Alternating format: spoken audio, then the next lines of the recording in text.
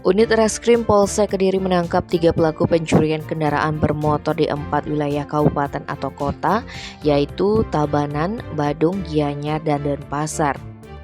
Dalam rilis kasus, Kamis 16 Februari di Polsek Kediri, Kapolres Tabanan AKBP Renefli Dian Chandra didampingi Kapolsek Kediri Kompol IKD Ardike menyebutkan ditangkapnya sindikat curanmor ini berawal dari laporan korban Made Apriana yang mengaku kehilangan sepeda motor pada 8 Februari 2023 pukul 23 WITA.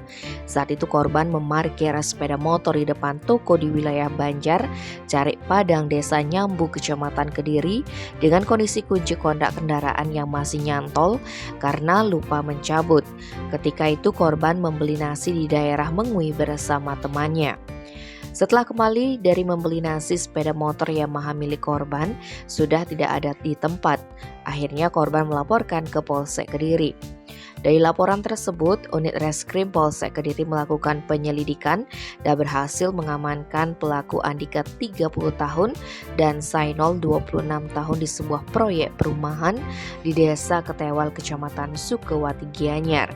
Setelah diinterogasi, keduanya mengaku mengajak satu rekannya yang lain. Polisi pun kembali bergerak dan berhasil mengamankan pelaku Misbahul di daerah Ubung, Denpasar.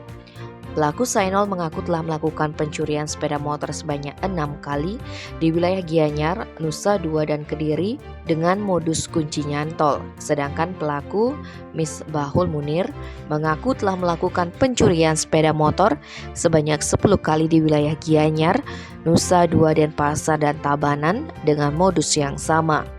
Sedangkan Andika mengaku pernah menggasak mobil di wilayah Ketewel dan Kediri dengan modus yang sama. Ketiga pelaku diancam hukuman 7 tahun penjara. Tim Bali Express melaporkan.